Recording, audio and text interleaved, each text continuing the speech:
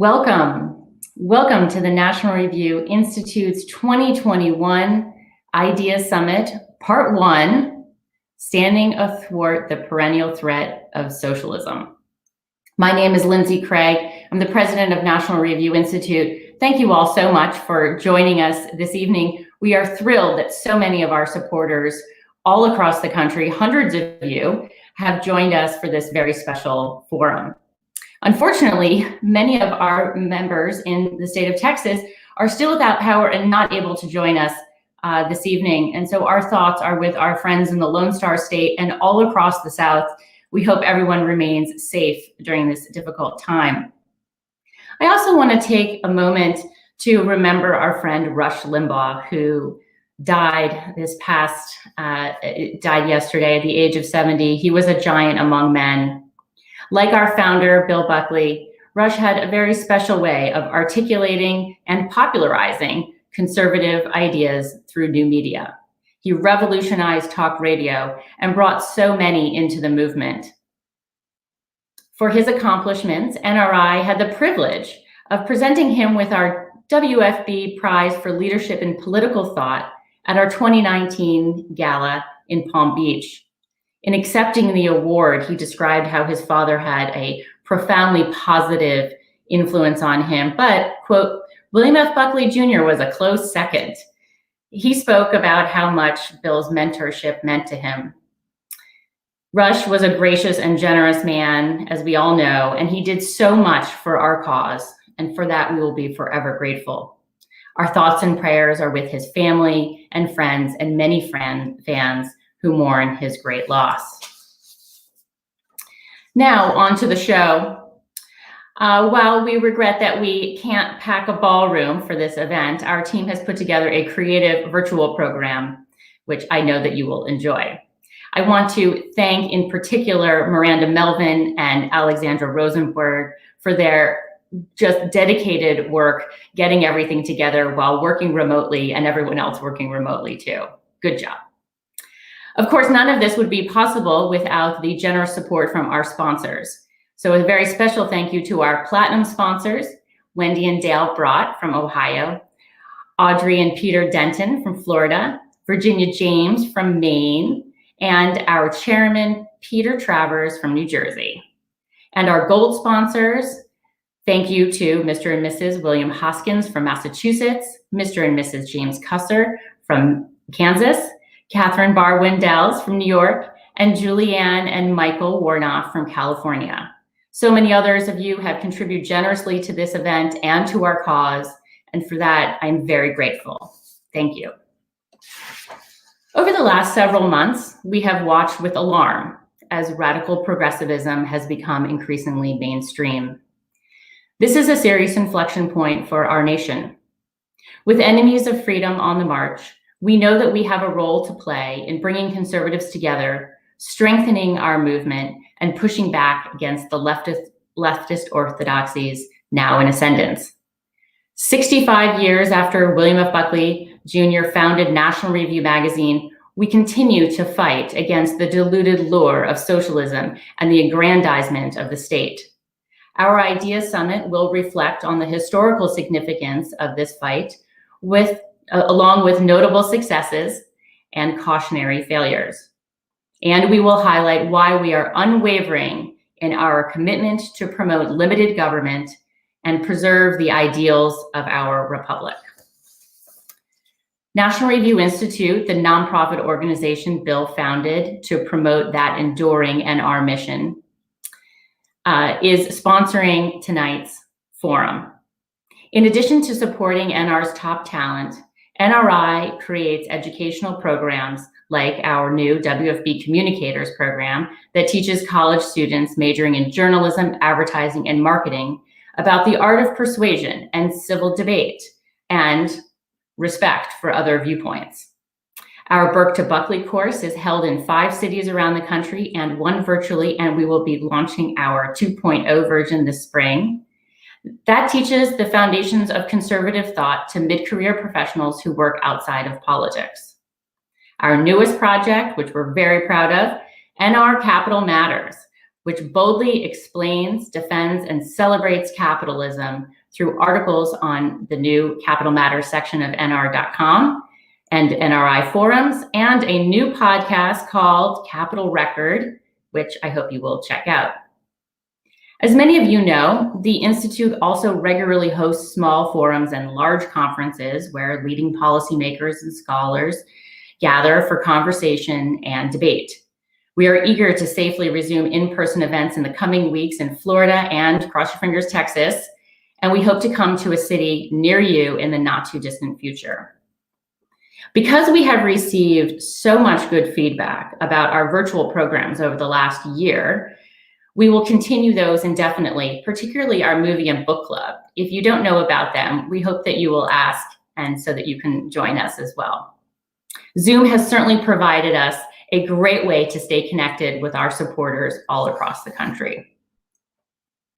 NRI normally hosts a biennial Idea Summit in Washington, D.C., a two-day conference convening conservative leaders and NRI supporters to discuss pressing issues of the day and critically assess our movement. Due to COVID restrictions in DC, of course, we decided let's do things a little differently this year. And so we split the Idea Summit into two parts. Tonight is part one, and I'm pleased to share with you now our plans for part two. In late May, NRI will host a small two-day retreat at the Greenbrier in West Virginia for our board and 1955 Society members at the patron and benefactor levels. The retreat will include a formal program with panel discussions on important issues with prominent conservatives and National Review writers, which will be streamed out to a larger audience around the country, indeed around the world. Please stay tuned for more details. So for tonight, part one of our Idea Summit will focus on the fight against the centralized state power. Whether you call it communism, socialism, progressivism, this is the battle that National Review has been waging since its inception. We will start with an address by Editor-in-Chief of National Review, Rich Lowry. Then he will be joined by NRI fellow John O'Sullivan, who, after serving as advisor to Prime Minister Margaret Thatcher, was editor of National Review from 1988 to 1997, a particularly interesting time in the history of communism. Next, National Review Institute fellow Jay Nordlinger will lead a panel discussion among 4 freshman members of Congress who are part of the newly formed Freedom Force. As immigrants or children of immigrants from undemocratic countries, they know of the problems and limits to freedom when free speech is silenced, wealth is redistributed in the name of equality, and there is no incentive for or celebration of innovation and private enterprise. We welcome their perspectives and we wish them well in their fight against the progressive left in this new Congress. And we are so pleased to be able to introduce them to you this evening. And wrapping up the evening, we are delighted to once again host our level-headed friend, Senator Tom Cotton from the great state of Arkansas, who has been a tremendous leader over the last couple of years, but in particular, I think in the last year. So we're very pleased that he was able to join us for this forum tonight, where he will be in conversation with NRI fellow Ramesh Ponnuru. Please note that in between each session, there will be a brief pause so that our speakers can actually exit and enter the virtual stage. We are very pleased that you all were able to join us and that we have put together a really spectacular program. Thank you for joining the Idea Summit 2021. And now I am pleased to welcome to our virtual stage, Rich Lowry.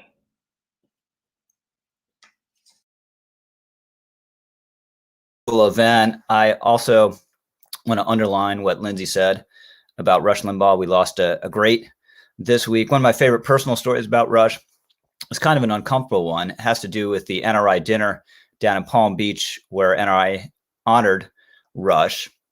Maybe many of you were there. But Rush, as is his wont, he was used to just sitting behind a microphone speaking for 3 hours, as long as he wanted, about whatever he wanted. He was running a little bit long, which we kind of expected. And I had taken a step out from behind the stage to watch, live in front myself and enjoy them. And then someone from NRI says, "Rich, we need you backstage." I come backstage, and it's Rush's assistant slash body guy who's making everything run on time. That night, he said, "Rich, you know what you're gonna do? You're gonna go on stage and you're gonna give Rush the hook." And I said, "No, I'm not. I am not going to give Rush Limbaugh the hook." And he said, "Yes, you are." And then I thought seriously about my responsibilities to this institution to keep the program running in time. I was like, "Okay, I'll do it, but what am I supposed to do? How do you do that? How does one go about doing that?" And he said, "Well, what you're going to do, you're just going to walk on the stage and start applauding, and that'll be the signal for everyone to stand up and applaud, and that'll be some signal for Rush to stop." So I did this. And it kind of worked, although the standing ovation was accompanied by people chanting, "We want more, Rush, we want more." And Rush was not of a mind to stop, but he did graciously. But the next afternoon on his program, he's like, "You wouldn't have believed this awesome speech I was giving. People were eating it up. I was getting a standing ovation." And then Rich Lowry comes on stage and gives me the hook. But if you didn't have an opportunity to, I wasn't friends with Rush by any means, but I spent some time with him, and he was an incredibly humble man in person. And he fought his cancer like a lion at the end. And he was so grateful. I know personally, just for all the prayers that people sent out when he was struggling with this disease, and kept broadcasting basically for a year, just despite being knocked down by this thing over and over again. He got back up. And so a tremendous loss to conservatism.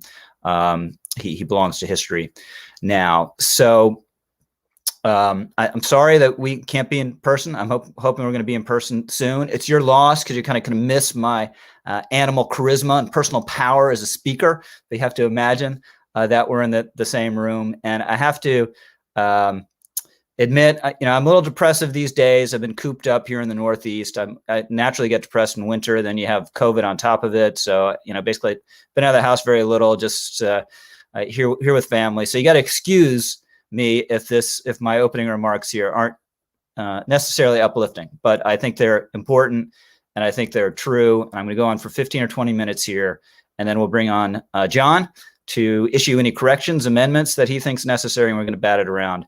And then turn it over to the next part of the program. So my theme tonight is how to destroy a civilization. And I want to hit 3 points. The first, about the ongoing effort to erase our historical memory and lie about our history. Second, the effort to really refound the United States on a different ideological basis. And 3, and finally, declining fertility in the United States, which I believe we can call the Japanese disease. So that's the 3 points I'm going to hit. I apologize in advance. Lindsay only gave me about 15 minutes. So I'm only going to be able to hit the high points of our civilizational decline. So if you think there's stuff I'm missing, that's the reason why. So I'd like to start out by looking at a famous painting by Emanuel Lutzi, German painter.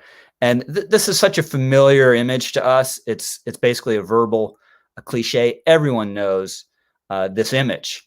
But over the years, debunkers have had a field day with this image, trying to tear it apart. And if you have an eagle eye and know a little bit about the Battle of Trenton, you can probably immediately notice some things that don't make sense yourself. First of all, look at the flag there.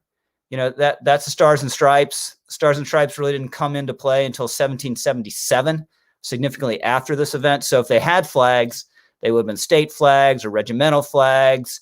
And in this circumstance, crossing the river, they probably wouldn't have been flying the flags. They would have been encased to be used later. And if you really look closely and you know something about the history of this painting, you'll see that's James Monroe holding the flag up there. James Monroe didn't cross the Delaware. James Monroe, very important officer in this operation, but he was charged with guarding something back on the shore. The crossing was at night, right? So you wouldn't have been able to see this nice light tableau, and it was in the middle of a northeaster. So it was sleeting and snowing. And we're missing that. And finally, okay, ice, we'll give you ice, probably ice, but the ice would have been smooth on that river. It's smooth on that river. There wouldn't have been this incredibly picturesque, I have to say. The technical proficiency is here is amazing, but there wouldn't be these icebergs. So, okay, fine. Let's give the debunkers all that. The painting is, in a deep sense, a myth, but it's in the service of a profound truth. Let's look at it from that angle. First of all, this was an incredibly small scale action. And look at this painting. You got Washington with some guys, and then you can see in the background, you can see some more boats, but not a ton. This isn't the flotilla invading Normandy. And that was true. This was an action of about 2,400 American troops, a much reduced force, by the way, after Washington and his troops got chased out of New York. They lost about 90% of their forces, which goes to the other deep truth about this painting. Look at the, maybe a little hard to see. There's real desperation on the faces of these men because they knew the whole cause, as they called it, the cause, rightly, the cause depended on success. So this is a serious thing with major consequences on the line. And by the way, look a little more closely, you might actually see fear in their faces. And that's appropriate too, because amazingly enough, a lot of these guys couldn't swim. Colonial Americans, they didn't have swimming pools in their backyard or the YMCA to go to. And even members of the Navy, my understanding is very often couldn't swim. This drove Benjamin Franklin crazy. He tried to proselytize for people taking to the water, but they didn't. And then if you look really closely again, you'll see just beyond Lincoln's knee, with his back mostly to us, an African American. You look closer towards the back of the boat, the figure in red with the oar in the water, looks like a woman, right? Was that accurate? Yeah, probably not. But this was an incredibly various group of people in this army. The Continental Army was one of the great nationalizing institutions in our early history. Arguably the most important nationalizing institution. The only one that might compete with it would be the Continental Congress, which was often very ineffectual and didn't do enough to support the army. But Washington welded together all these people who would have had nothing to do with each other prior to this. And by the way, my wife would probably point out the woman figure in the red there. She's doing the work, right? She's actually rowing really hard while these guys are standing around, looking statuesque. And that gets to something that a lot of people point out. Well, Washington's standing, right? You don't stand in a boat like that, crossing the river. Well, you don't stand in a boat like that. But as David Hackett Fisher, who wrote a wonderful history of the Battle of Trenton, this isn't an accurate boat. They had flat bottom boats that are a little bit more like modern landing ships, and he thinks it's very likely they actually were standing. So this is an incredibly powerful painting, and I dare you, if you haven't seen it in person at the Metropolitan Museum of Art in New York, I dare you to go see it. All 12 feet high, 21 feet long, and I dare you not to, even though you've seen it a million times in stamps or whatever, not to be blown away by it and not to be inspired anew by this incredible event in our history. So the painting's a myth, but a nation needs these kind of myths. I love the quote from the great historian here, which we can get up, William McNeill, who said, "A people without a full quiver of relevant, agreed-upon statements accepted in advance through education or less formalized acculturation soon finds itself in deep trouble, for in the absence of believable myths, coherent public action becomes very difficult to improvise or sustain."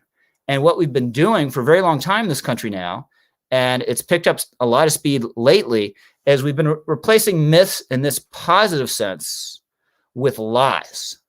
And not lies about our enemies, which kind of makes sense. You should always tell the truth, but it's a natural instinct to lie about your enemies. Not to lie about our critics, but to lie about ourselves. And that brings us to the 1619 Project. which has had an incredible cultural impact, is impacting curriculum in schools around the country as we speak.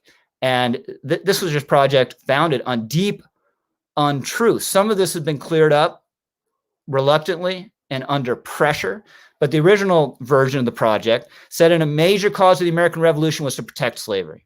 Utter nonsense.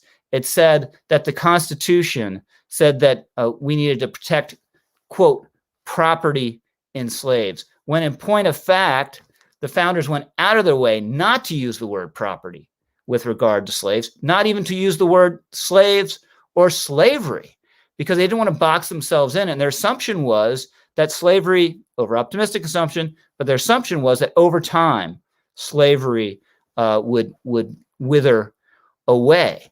And the project portrayed the revolution leading almost immediately to a hardening of the racial caste system at the time, when the complete opposite was true. There was a loosening around slavery and racial attitudes all around the country, even in the South, but especially in the North, where in fairly short order, all the northern states, with some exceptions,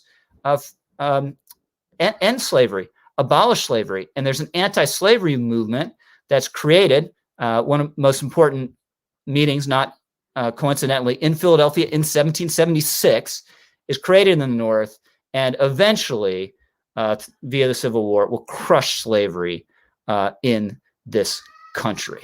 So we've seen recently a lot of action around statues around the country and vandalisms of statues, which we can go to next.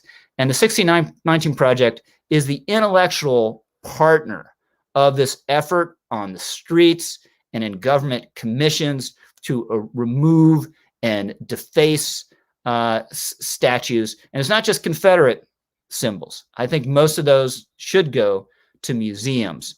It's nearly all of our history. Almost everyone is being tested and found wanting. A country that can't distinguish between Nathan Bedford Forrest and Abraham Lincoln, who's been removed from a school that was named after him in San Francisco, who's been shamefully desecrated, whose statues actually been removed from places in Boston. A nation that can't distinguish between Forrest and Lincoln is indeed, as McNeil said, in deep trouble. A country that doesn't know the difference between John C. Calhoun and Thomas Jefferson is losing its mind. And if we go to the next slide, this effort to efface our memory goes much deeper, by the way, and an ongoing assault on Western civilization courses in high school and in colleges based on the wholly erroneous, it's another lie, wholly erroneous notion that Western civilization courses were just manufactured out of nowhere around the time of World War I for propagandistic purposes during the war, when Americans and Westerners have been learning about their own civilization for centuries, because everyone understands that Greece and Rome were key predicates to our civilization. And what's most insidious, of course, about all of this is this project is really aimed at our children, who we either aren't teaching history or civics, or we're teaching a poisonous version of them. So let me move on to point two, this new ideology that the left wants to define America in terms of. Michael Lind, brilliant writer, wrote a incredibly prescient book about 20 years ago now called The Next American Nation. And I'm going to simplify here, but he really defined three American nations, various periods in our history. The first was what he calls Anglo-America, right at the beginning. Basically, a country of British people, some Germans mixed in. Assumed everyone, with some exceptions, was Protestant. That was basically the national religion, and small r, Republican. Then after the Civil War, we get what Lynn calls Euro-America. We have TR there as a stand-in for that. This is represented a broadening of the national community to include Europeans of all sorts who had come here in various waves of immigration. The country was no longer necessarily Protestant. It was Protestant and Catholic, kind of broadly Christian. And then, of course, in the 20th century, we get the notion of a Judeo-Christian country. Then, mid-60s, after the passage of the Civil Rights Acts, we get what Lynn calls multicultural America, which we're all very familiar with. It's the America we've been living with for a very long time. LBJ there, signing the 1965 Immigration Act. And here, you see the extension of rights to all people, hugely important advance, obviously, but kind of the assumption that there isn't necessarily a national community, or it's a very attenuated one. High levels of immigration are taken for granted, and there's a notable centralizing tendency in our national politics, in part to substitute for the loss of a certain cultural cohesion. And the watchwords of this America, very familiar with these words: multiculturalism, affirmative action, diversity. But that brings us to the next vision of America, which we can think of as the quote unquote anti-racist America. And we've seen the rise of this the last few years, and it's especially been ascendant after the killing of George Floyd last year. It's associated, I have a cover of his book here, with writers like Ibram X. Kendi.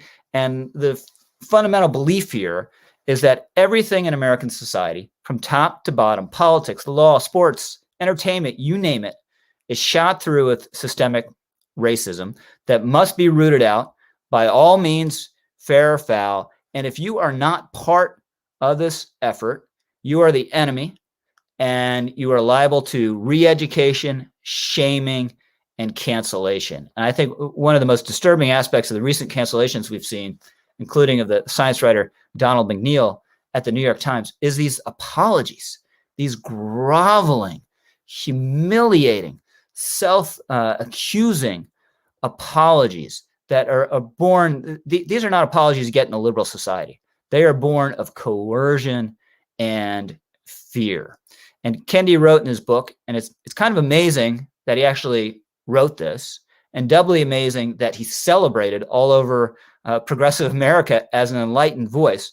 But he wrote, the defining question, and this really captures in a nutshell, quote unquote, anti-racism, the defining question is whether the discrimination is creating equity or inequity. If discrimination is creating equity, then it is anti-racist. If discrimination is creating inequity, then it's racist. The only remedy to racist discrimination is anti-racist discrimination. The only remedy to past discrimination is present discrimination. The only remedy to present discrimination is future discrimination. And the first three Americas, defined by Michael Lind, the Declaration of Independence, the Constitution, key to all of them. The ideals are key to all of them. Obviously, tragically incompletely realized throughout most of our history. But these documents, they don't really need to enter into the vision of an anti-racist America, so-called. And they don't. And this ideology, which is on the rise, obviously works in concert with the destruction of memory I was discussing just a few minutes ago. Now, this view of America, let's be clear, it hasn't won out, but it's at least gained a foothold in almost every elite institution in American life. And we have seen that in disturbing fashion over the last year. Third point, I want to talk a little bit about what I call the Japanese disease. Fertility rates in the United States have been in secular decline for a very, very long time, with a brief exception. You can see the bump up in the line there. We've gone from, in 2006, just above replacement rates, 2.12, to about 1.7 today, which is below replacement. Now, there are all sorts of factors for this. I mean, this is obviously an enormous phenomenon that holds throughout almost all the advanced world. But it used to be, when we were an agricultural society, having a kid was a net benefit to your bottom line, because they go to work and grow more crops or do more work on the farm. Today, that's no longer true. Kids aren't in a form of investment; they're more a form of consumption. Obviously, more widespread contraception played some role, but not the overwhelming role. As Lyman Stone, who writes a lot about demography, wrote a cover story about this for a year or so for us, points out, in the United States, we first hit a fertility rate of about 2 children per woman during the Roaring '20s. Right? It wasn't during the Depression. It wasn't after contraception became widely available. The welfare state and ever expanding old age safety net has had adverse effects.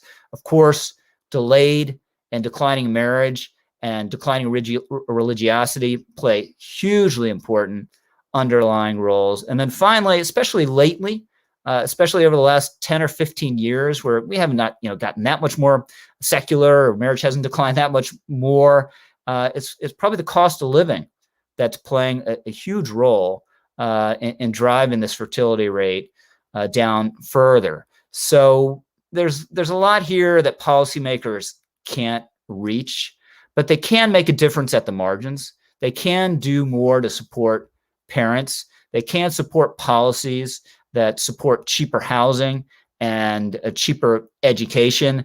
These are two areas where our country is experiencing serious inflation, and it's because of government-imposed shortages that prices are going up. But this is a policy debate for another day. But I strongly believe this has to be a focus. This has to be a focus of conservatives. It has to be a focus of policymakers. And let's go to next slide here, a little about the consequences, right? One of them, and this is true in aggregate, this is not true of everyone, but there's a loss of sense of personal happiness and fulfillment unless we're all content to sometime in the future, like Japanese may be doing already some today, have robots provide our companionship. Now, I know I'm trying to paint a dystopian vision here, but I have to say this is perhaps the friendliest robot I've ever seen. I wouldn't mind going to a barbecue with this robot, maybe sitting back, having a beer, watching a ball game. But that's most robots are limited compatibility. Their economic effects: you get fewer workers, you get lower economic growth. See that in Japan. You get less dynamism generally as the society ages. And then when you really begin to get outright declines in population, that's going to play into society's growing inability to project its power or defend itself. And in conclusion, go to last little slide here.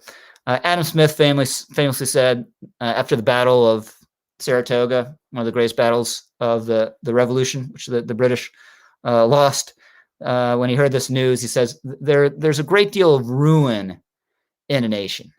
Now, that's certainly true, but we don't want to test the limits of that proposition. If you lie about your own society and undercut its historical underpinnings, if you attempt to effectively refound it on another ideology and a poisonous ideology, and if you sap its willingness to reproduce itself, well, that, in a nutshell, is how you go about destroying American civilization as we know it. Now, on that cheery note, I'd like to bring in John O'Sullivan, who's always upbeat, no matter what the circumstances. So maybe he can add some hope and even levity to this discussion. John, how are you doing? I'm doing fine, thanks, Rich. Nice to be here. And I enjoyed your talk just now. Very interesting. And I think I can honestly claim that as a result of my work on the question of American nationhood at National Review, I have got two disciples, yourself and Ramesh, because you have taken up the concept, which I think very few people were discussing 30 years ago, of the cultural explanation of America's national identity. Yes, there is an American idea, and it's a good idea, strongly impressive idea, but it is distilled distillation rather of a rich cultural American identity, which and living in a country, being born into it, being educated in it, and growing up with its myths and its history and the mystic cause of memory and all of the things that are part of our lives. That makes us Americans, or in my case, British, actually. And I noticed, though, that everything you were just discussing suggests that there is a most extraordinary campaign in intellectual life in America. It's been going on for a long, long time in the universities. It's existed always, I think, in the media and in the cultural institutions, but it has attained a dominance in the last 10 or 15 years. And that dominance is now being translated into a series of enforcement mechanisms, which means that you're simply, well, it doesn't much matter what you think if you're against the new doctrines that you described as anti-racist America. It doesn't much matter if you're opposed to it. You'll just be ignored. There's always been that kind of thing in a national life. Remember when James Burnham broke with liberalism in the 40s? Somebody, Philip Rav actually, said, James Burnham has broken with liberalism. He's a dead duck. Well, he was a dead duck until Bill rescued him and made him the, as he said, the most important element in intellectual influence in National Review. So I think these matters are both historical and powerful philosophical and cultural debates, but all of a sudden they become life and death debates, and in a way not even debates, because people can be simply dismissed and in effect told at every level of society, you're not wanted, you're not needed, you won't be paid attention to. And words of a most extraordinary kind are used about them. Now, I'm going to cite one example. Actually, it's an English one, but it's fundamentally not part of any culture. George Orwell was a great socialist figure, but he was also a conservative culturally. And he was at a summer school once, and some various socialists were discussing the bourgeoisie. One of them said, well, the problem with the bourgeoisie is they're dead. They're dead. They're dead inside. And he said, look here, my mother's bourgeois, and so is my sister. And if you talk about them like that, I'm going to knock your block off. Now that's not the kind of conversation that can conceivably happen now. I mean, what happens is when people make these remarks about, in this case, it tends to be white people, but also white adjacents, that is to say, people who don't embrace left-wing definitions of race, they are dismissed in the most ruthless and brutal way, and nobody likes to object. I mean, you have to have someone in the room who is going to sort of step out and say, that is not only untrue, it's fundamentally a monstrous thing to say. Once that happens, the atmosphere in the room changes. And that's true in a huge range of issues. And I think, therefore, in a sense, these conversations we're having, and this has become a monologue, so I'll stop. Right.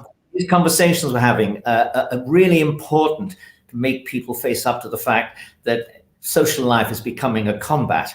And that doesn't mean you have to be combative, but it does mean you have to be courageous.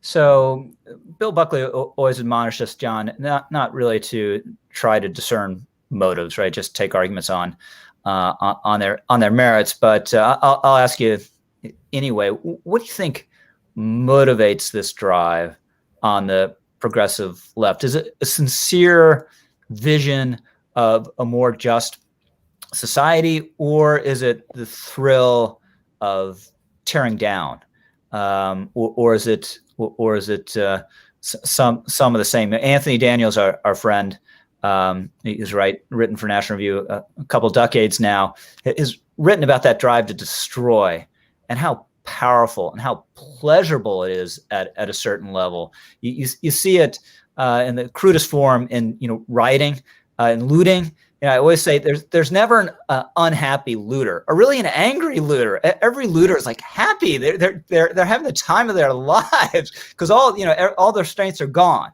So what's your feeling about that? Well, that particular last point I would separate out from the rest of the argument.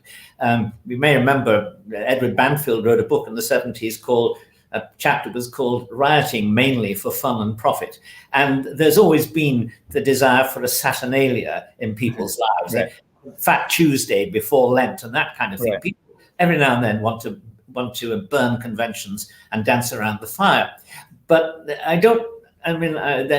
is allowed for in that game. But generally speaking, the people on the other side of this argument are pretty joyless people. They're puritanical, even if they don't believe in a God. And their Puritanism is essentially aggressive. I mean, the number of cases in which they demonstrate great restraint in living a better life, I don't really see it. Also just the absence of mercy. At least the Puritans, you could repent and there's the grace of God. But that's totally absent from this vision. It is. And also the sin that you may have committed may not have been a sin yesterday. Let alone 5-10 years ago, it may not have been a sin yesterday. And if it's committed by somebody from the ranks of the progressives, it's not a sin then either. Right. And of course, this is just juggling with words. People either have a set of standards which they apply to themselves and other people and their opponents, or they don't have standards at all. Yeah, I think, John, I mentioned it in my opening remarks, these apologies. And another aspect across almost all of them is this kind of learning experience. I didn't realize, and I thought it was okay if I said this, or at least if I defended it, and said it was meant innocently, or I didn't have ill intentions. Now I realize how horrific that was. And I've been educated. And I want to thank everyone who took such risks themselves and such effort to educate me. And realize just how deeply sinful and errant I am. But you don't find such people congratulating the Union Army for ending slavery. You don't find them praising the Royal Navy for halting the international slave trade. And indeed, I blow my own country's horn here. One of the most remarkable things, which was truly a national achievement, was the fact that in 1834, we hadn't had slavery in England for a very long time, over 100 years, maybe longer. And we'd stopped it earlier, and we'd stopped the international slave trade with the Royal Navy. But we then actually raised funds on the international money market to buy out the slaves in the British Empire. The loan which we raised, the money which we raised, was not paid off until 2015. And so that was something which was really, truly, as I say, a national achievement. Now, I would say that's almost never mentioned in the recent summer we had in England, in which the statues of slavers, as they were always called, though they were, who knows how remote their connection with slavery was, when those statues were pulled down, and it was seemed as if the rioters and the Black Lives Matters movement people, they were assuming or arguing that slavery was a peculiarly English disease, a crime. In fact, of course, it was universal, and the English were among the first people to stop it, the Danes too, I think. And that's something which in any reasonable accounting of vice and virtue, achievements and failures, that would be considered a remarkable national history. Now, the American history is somewhat similar. The timing slightly different, but there was a constant struggle in American society to end slavery. And it eventually triumphed, but it triumphed at a heavy cost in blood and treasure. And that has to be borne in mind. Now, I see no kind of rational assessment of the virtues and vices of our civilization in the 1619 project. It's obviously a propagandistic exercise devoted to the telling of lies. And are the lies in any sense virtuous? Well, they are, I suppose, part of an attempt to remedy the injustices done to black slaves and indeed other slaves in our history. Okay, that's absolutely fair as a motive, but it can only be accomplished effectively by truth. And if you tell lies, and particularly if they're lies in which you are accusing yourself constantly, society accuses itself all the time. Now, society is forcing people to accuse themselves in public tribunals and then to serve some kind of prison sentence, even if it's simply that you're unemployed indefinitely or whatever, for sins which are not remotely their fault. I mean, if there is a crime, if slavery is a sin in both the British Empire and the American Republic, it was a social sin. It was a sin of the civilization. And individuals took part in it, and they behaved well or badly, lesser or greater ways. But nonetheless, we cannot now say that their relatives, their descendants, are to be held, as some people are saying, are to be held to kind of obloquy, abuse, some kind of penalty. I don't think that makes any sense. And if it does make sense, it makes sense across the entire range of human history. So the winners and the losers of countless civilizations would have to step forward and be punished or rewarded. It's an absurdity. Yeah, the 1619 Project basically pretends as if slavery, or at least a particularly hideous version of slavery, was invented in colonial America, and it's just not true. It was a constant of human history, and what made Anglo-America different and the Enlightenment different is people began to think, well, there's something wrong with this. That was what was new, not slavery. And this goes to the attack on Western civilization and on classics that we've seen recently. Athens is a lie because they had democracy, but it was only a fifth of the population that could vote, and no one batted an eyelash at slavery. So we should stop this particular focus on the Greeks and the Romans and widen out to the broader Mediterranean. Well, what do you think was going on in the rest of the Mediterranean, right? Or what was going on in Carthage or Egypt? They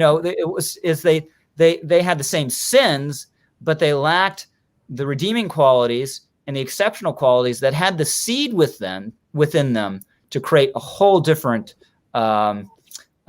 world and conception of human dignity.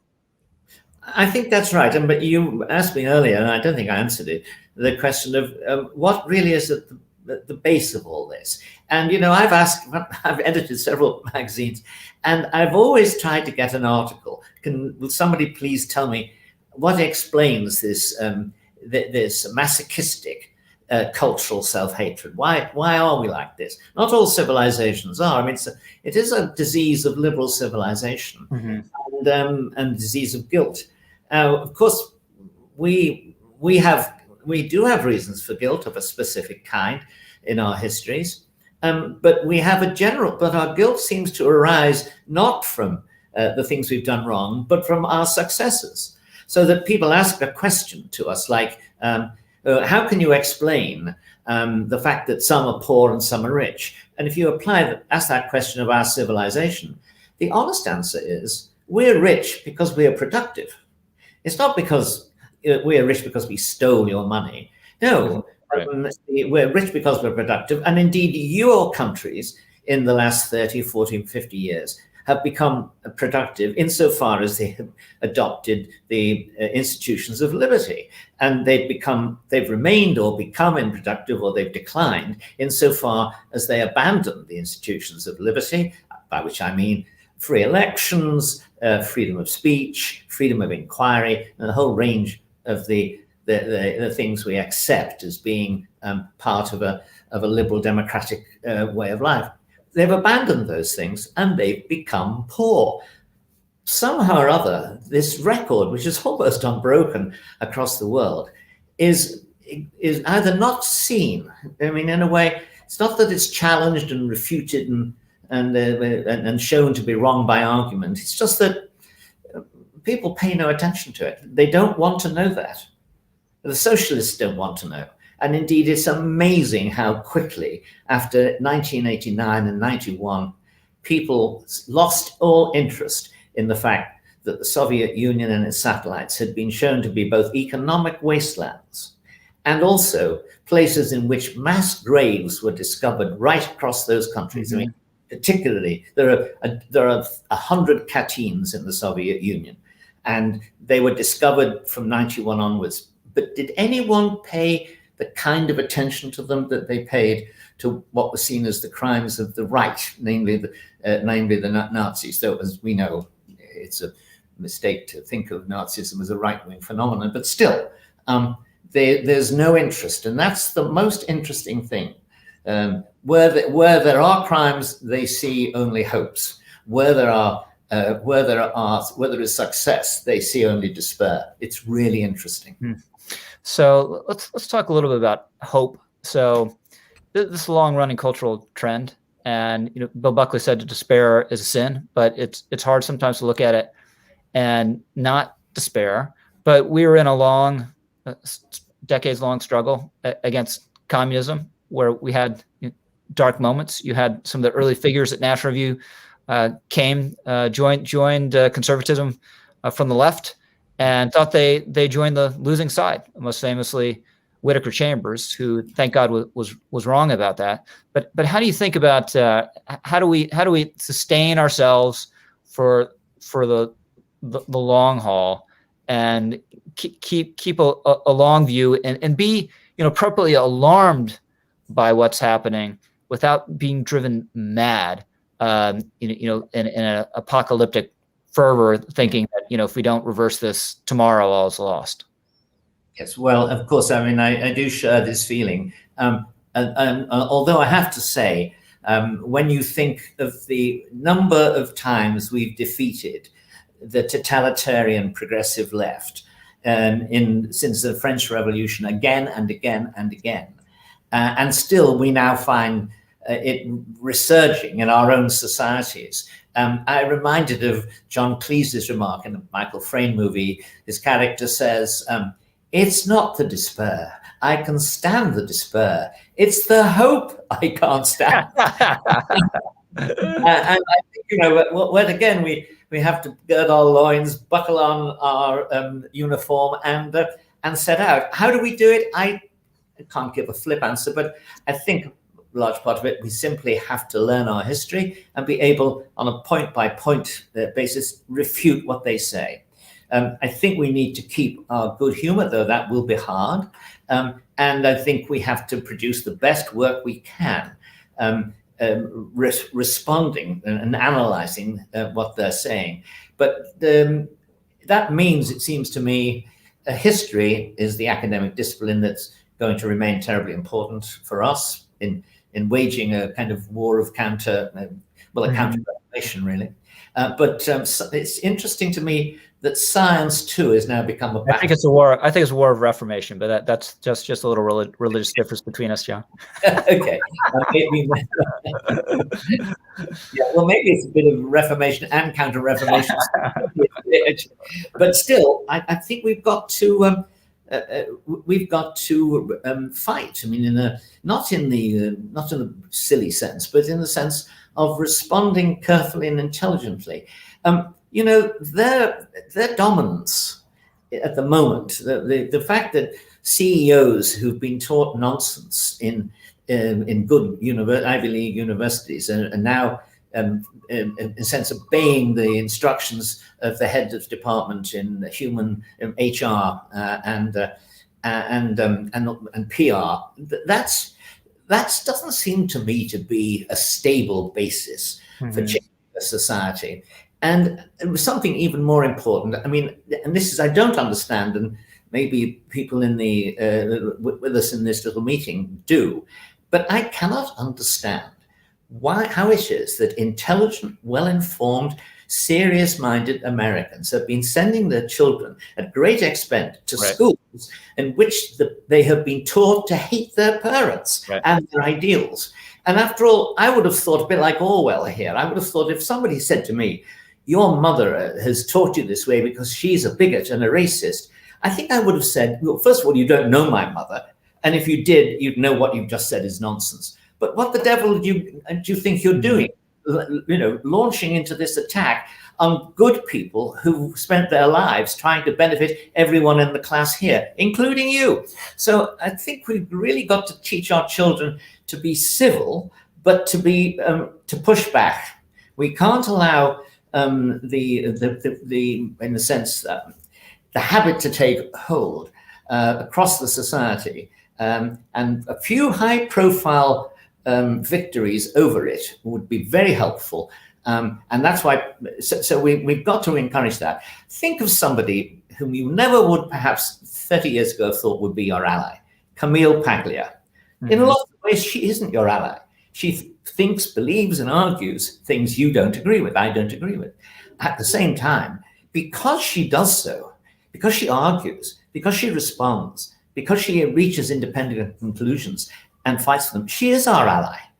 And I think she knows it now. But there are a lot of people in magazines. I mean, for example, the latest one in London is 3 brilliant articles that have been written about the European Union from the left, criticizing it strongly, by the man who helped to found the New Left Review, and for the last 60 years has been one of the most serious intellectuals of the left in international cultural and educational life. His name is Perry Anderson, the brother of Benedict Anderson, another powerful influence on concepts of nationhood.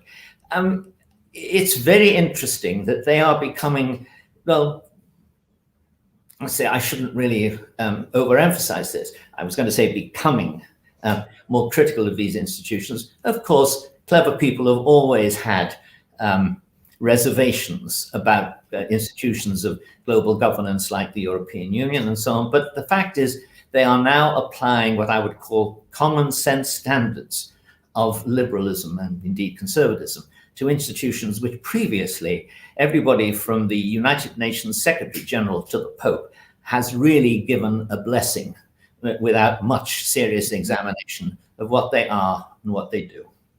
Yeah, you mentioned people sending their kids to elite institutions to be taught to hate them and all that they hold dear. And it's even worse than that, because a lot of well-meaning people don't just send their kids there, they give money to these incredibly well-heeled institutions that don't need more money, when there are all sorts of institutions that go begging, that actually want to push against what these universities do.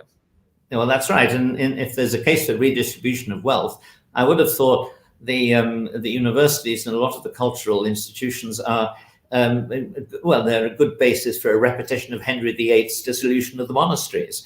I don't think we'll get new barons out of it, and we don't want them. But I do think we must look with a skeptical eye on people whom we once thought would have been good guides. Virtually, anytime I see the story that someone has established a commission and is going to do a report, I think I know in advance, almost without reading it, that it's not going to advance the truth. It is going to support the prevailing ideology. And that has become so, I mean, the prevailing ideology is so at variance with the truth of everyday life and the truth of social interaction that I don't think that these things can stand forever. So when you ask me to what the grounds for hope are, I would say the grounds for hope are that our enemies are becoming increasingly detached from reality. And the more that happens, the more those classes in society who are close to reality, unavoidably close, who have to get up early in the morning, cook breakfast for the kids, go out for a long working day, and then come home exhausted at night, the more the guardians of society are going to look like mini tyrants, maybe not mini. And I think that's our great advantage. Great. Well, that's a wonderful note to end on. Thanks so much, John. Really, really appreciate your time. And now we're going to hand it over to Jaden Nordlinger and a panel of inspiring and really heartening freshmen, congressmen and women. Thank you very much indeed, Rich. It's been a great pleasure to be here. All the best. Thank you, John. Thank you, everyone. Bye.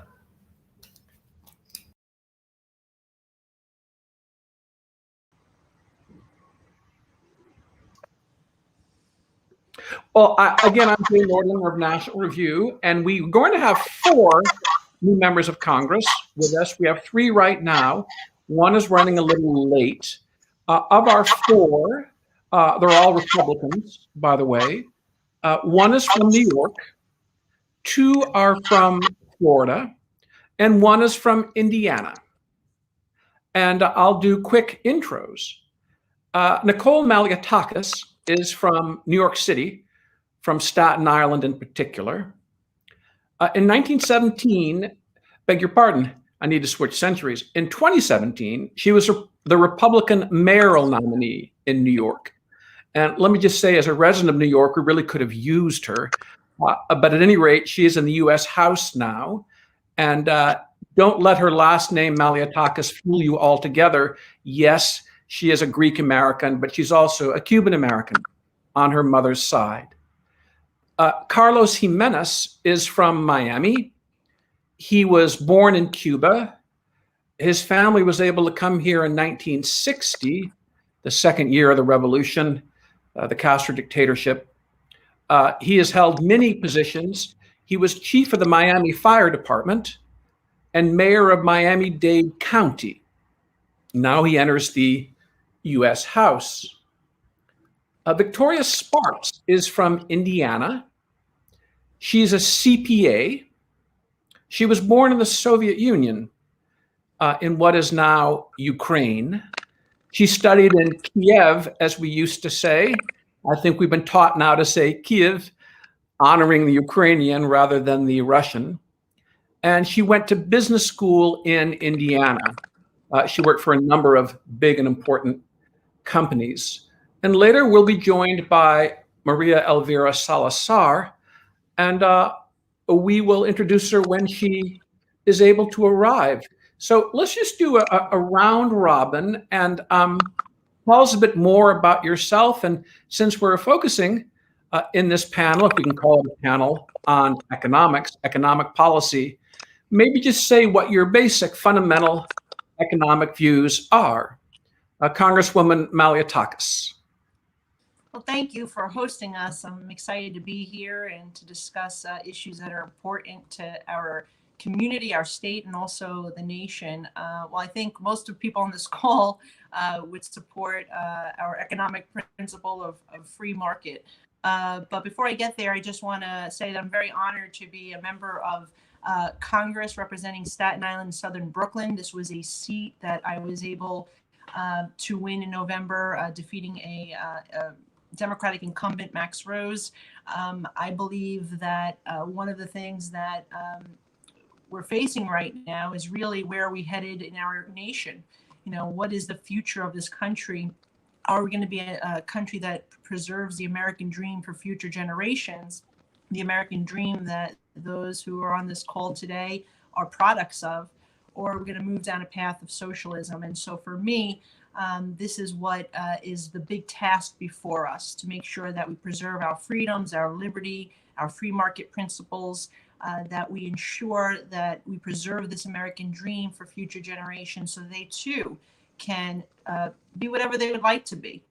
And I think that that is where many of us are on the Republican side of the aisle are focused. We want to make sure that we finally recover from this pandemic, that we reopen this economy, we get our children back in school, and we return government back to the basics of what we're actually supposed to be doing, right? Which means keeping our communities safe, making sure that we secure our borders, making sure that we have a reliable transportation system and infrastructure, making sure that our children get a good quality education, and making sure we create an environment for jobs to be able to be created, for companies to be able to thrive and grow and create good paying jobs.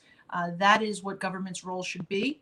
And I see all too often we're headed in a path where government just continues to grow larger and larger. And we know that means a little bit of your freedoms are chipped away every single time. And that's what we're trying to prevent a socialist nation. So I'm very proud to be here on this call. I look forward to a great discussion with all of you. And thank you for having me. Well, Congresswoman, a quick personal question, if you don't mind. We say Malliotakis. I wonder what your grandparents say. I bet it sounds a little different. Well, it's Malliotakis, really. Okay. It's actually, you said it pretty well. You know, it's funny. Growing up, everyone always got my last name wrong when I was in school. My teachers always mispronounced it. No one could ever say it. And now people seem to like mess up my first name, Nicole, and they're getting the last name right. So it's very, very odd. I don't know what that is. But Right. no, Maliotakis, maybe with a little accent, Maliotakis would be the way that they would pronounce it, but more or less it's the same. Good to know. Well, Congresswoman Swartz, welcome. Tell us a little about yourself, a little more, and what your outlook is, what your values are, at least in the economic realm. Well, thank you for having me. Even though I have a German name, people still say my name wrong. And I always say I actually got some award from the Secretary of State, and she was looking, oh my gosh, spell check, change your name. She was giving me an award. I said, it's great. If I do something wrong, you call me Sparks. If you do right, you call me Sparks. So it's okay. I don't mind it. But I went to college in actually post-Soviet Union time in the School of Economics. So we had a very vibrant debate where half of my academia still loved socialism and half of academia were free enterprise, Friedman, Hayek, and it was very vibrant. And I feel that our colleges do not have that debate anymore, regardless where we stand. Debate is extremely important, So I was actually very happy when I came to Indianapolis and learned that Friedman Foundation was actually located in Indianapolis. And I got to know some people because he was one of my favorite economists. And I was very surprised when I taught a little bit at college here that a lot of my students and my employees when I work in Chicago didn't know who Milton Friedman was. So I said, from all of the economists, this is the one who you definitely need to know whether you like it or not. So I even taught a little bit of economics, even though I taught economy at college. So because I think it's very important. But, I just said in my short life, I grew up in a socialistic system. I saw what happens when it falls apart and it's only a matter of time. And here I came here and we're building socialized. It's like full circle. I can tell you what is going to be next. So got me in trouble, maybe be a politician now. So that's probably why, but it's very important. We have a very challenging time. So thank you for inviting us. Well, certainly. Thank you for being here. Congressman Jimenez, are you a born free marketeer, so to speak? A born what? A born free marketeer, a free market man. Tell us about the form of your view. No, actually, no. Look, I was born in Cuba, and I remember vividly. I was 6 years old, and the revolution came to Cuba in '59, and I remember very vividly I was being indoctrinated. In the school system right away, and so my father, he asked me a certain question. I asked him one day, hey, how come you brought us to the United States? And he said, because you were getting indoctrinated, and by the communist system. And so, no, we came here in search of freedom, in search of opportunity to this great land.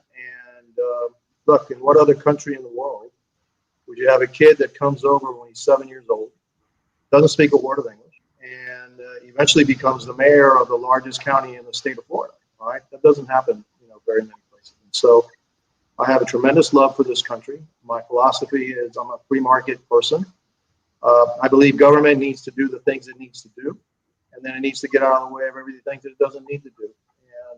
And we need to, I look towards the American people and their spirit of innovation and their spirit, that's what's gotten this country to be the greatest country in the world. And then why would we turn our back on our freedoms and our innovation and entrepreneurship, at a time when we should be leading the world, is beyond me. And so one of the reasons why I ran for Congress is because I see this shift to the extreme left, this progressive wing of the Democrat Party, which is really almost an oppressive progressive wing of the Democrat Party, which doesn't even allow for discussion, discourse, or differences of opinion. Back in Cuba, where I came from, there are no differences of opinion. You better agree with what the government is saying, or else. And there are people inside your neighborhoods called the Committee for the Defense of the Revolution, and there were about 100,000 of them around the country, that would spy on their fellow neighbors to make sure that everybody was in line. That's what I'm trying to fight here. And people may say, hey, you're going too far, but this may not happen. It's not going to happen here. There are signs that I see that, we're leading in a very dangerous, direction. The censorship that we're seeing online and everything, the silencing of dissenting points of view from the right are extremely dangerous, and that's just the beginning. And so you asked me what my philosophy was. Well, as mayor of Miami-Dade County, I put through the largest tax cut in Dade County history. I reduced the workforce to the things that needed to be done. The services that a government needs to run them well, run them efficiently, but save the taxpayer money, as much taxpayer money as possible. Put that money back in their pocket. They know what to do with it a lot better than government knows what to do with it in a bigger sense. And so, that's my philosophy. That's my philosophy here in Congress. There are things that obviously we have to do as a government. We need the national protection, the defense of the country, interstate commerce. Those things are things that we need to do. But there are things that I think that we're involved in maybe we shouldn't be. And then over-regulating the private sector.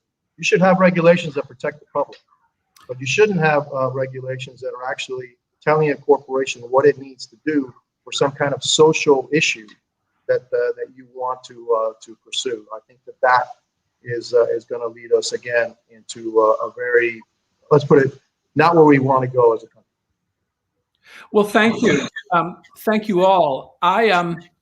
You are practitioners of politics. You actually throw your hat in the ring. You run.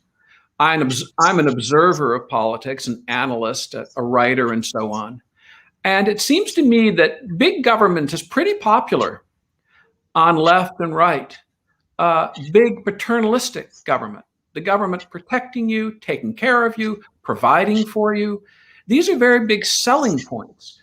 And I have thought a more freedom-oriented approach not as effective on the campaign trail. But you all have one vote.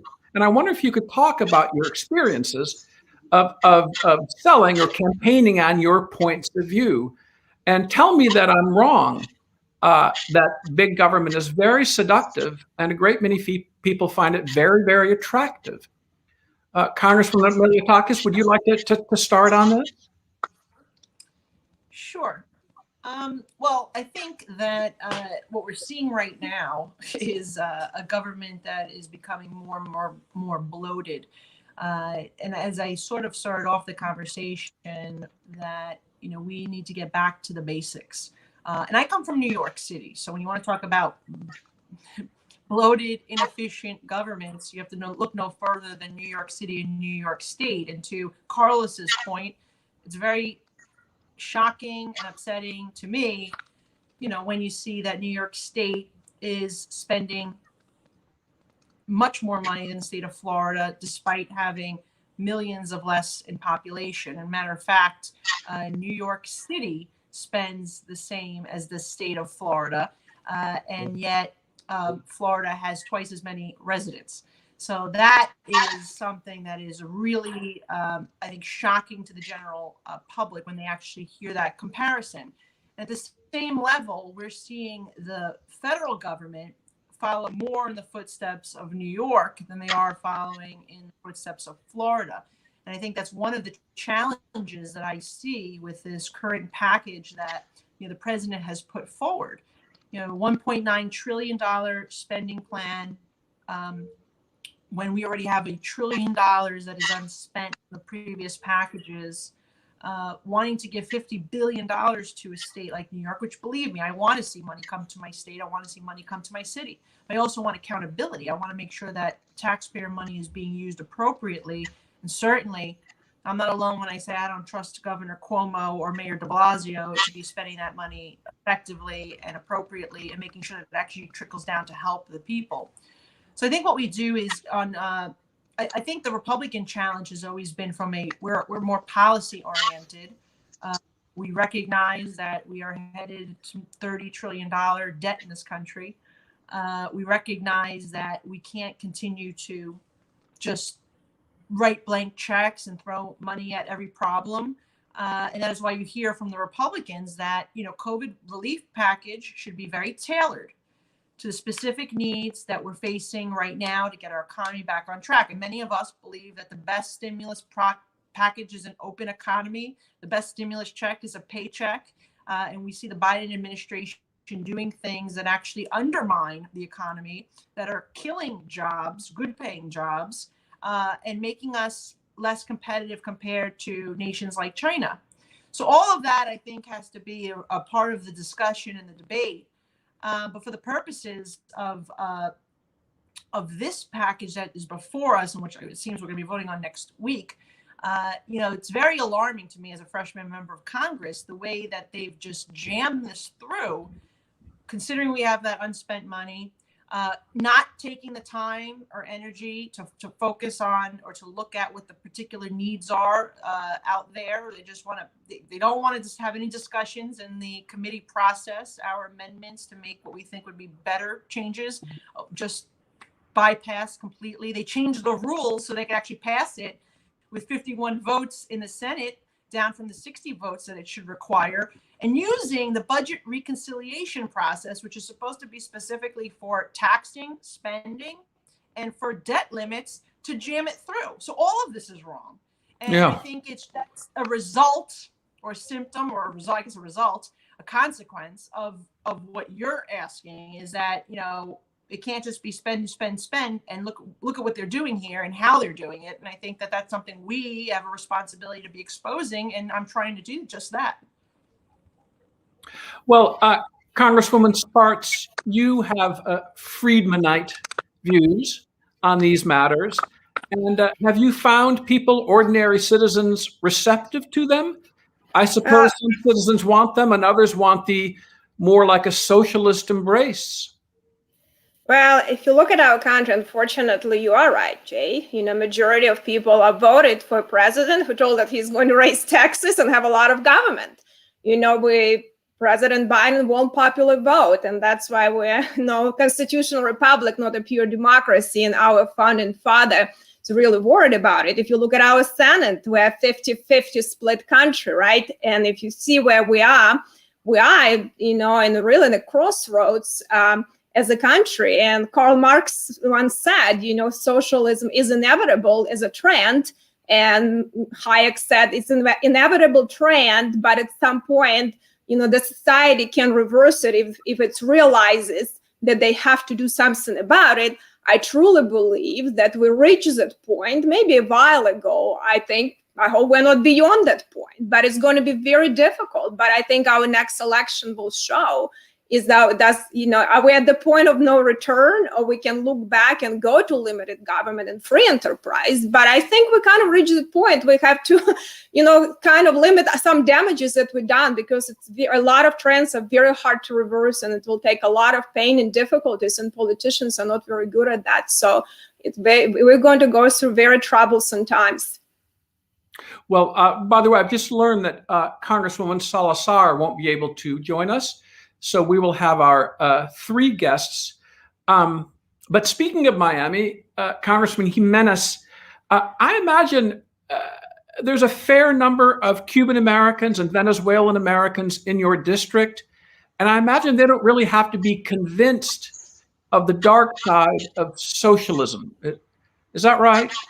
That's correct. And in Miami-Dade County is actually is majority Hispanic, and the majority portion of Hispanic is Cuban, and then there's a sizable Venezuelan population, right? And so the whole myth of, yes, we will take care of you, everything will be great, and just let us government have everything, it falls on deaf ears to a lot of people here, because we've seen it with our own two eyes.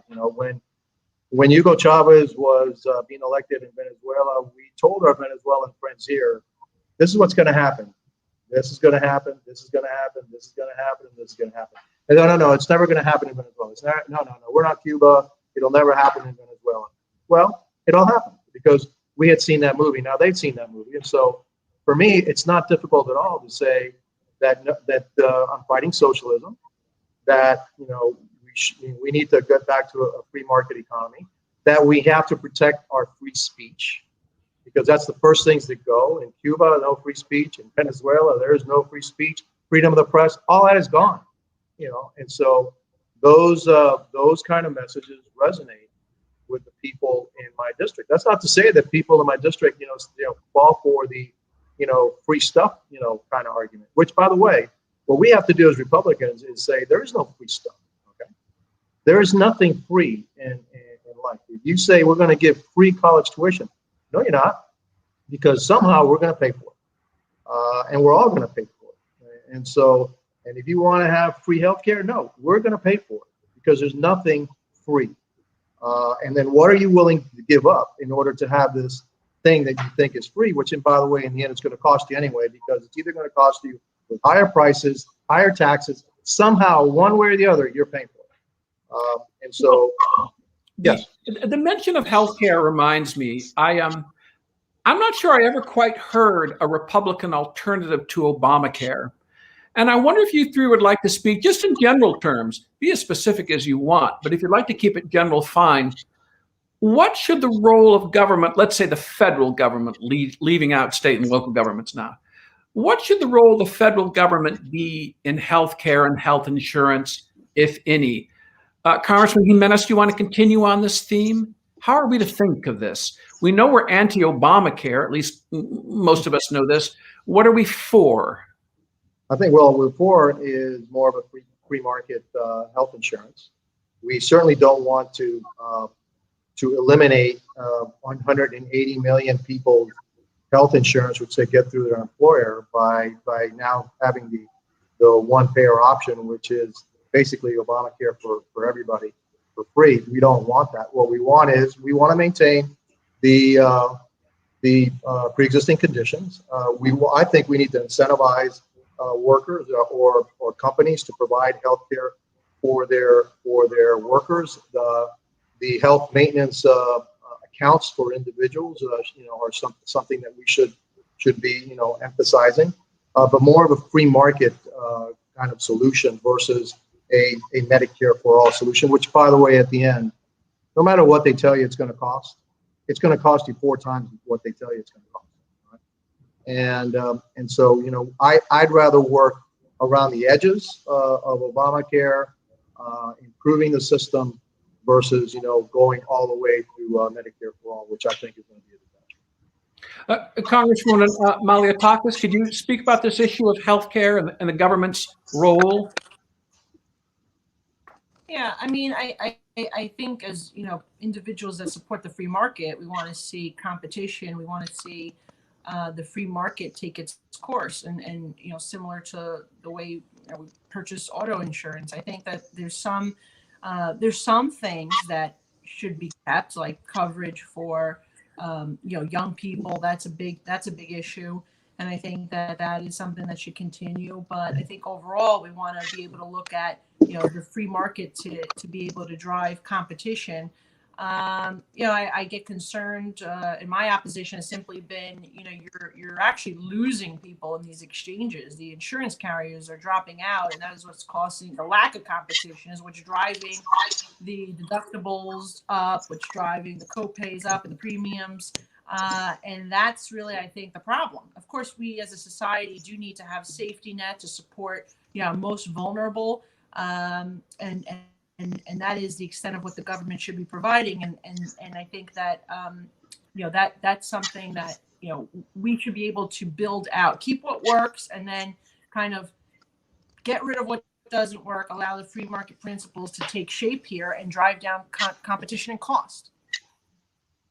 Congresswoman Sparks, so please weigh in on this. Well, I think there are 2 things that the government needs to do.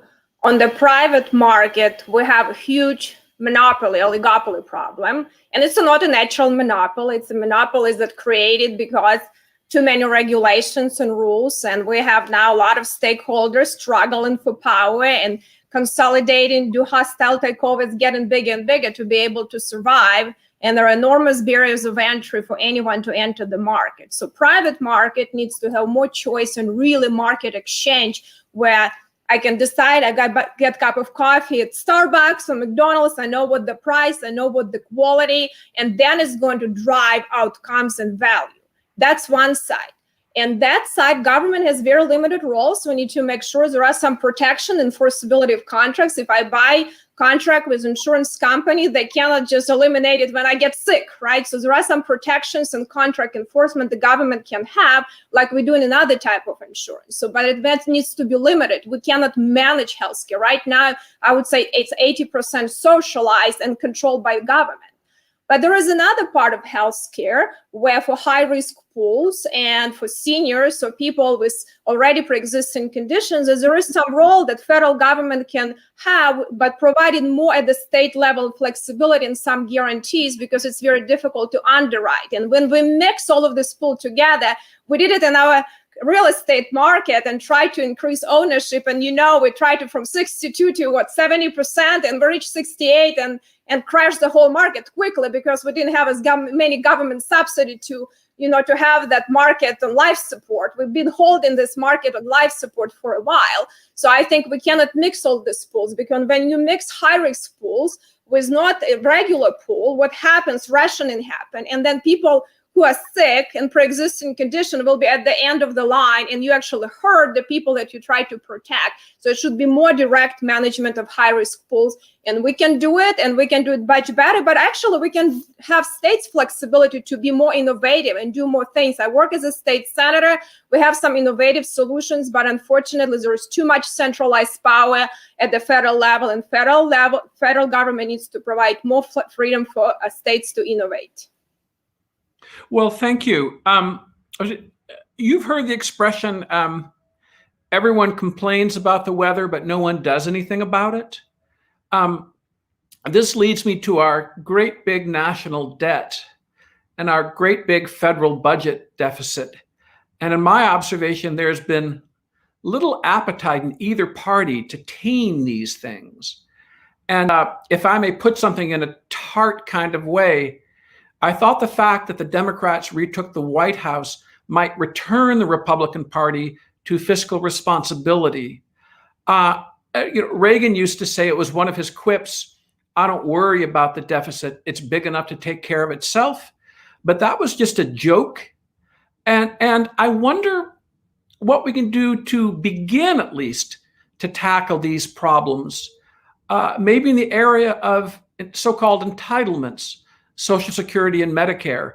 George W. Bush stuck his toe in the water on this. He even went up to his waist with Social Security reform, and he got creamed, absolutely creamed, at the beginning of his second term.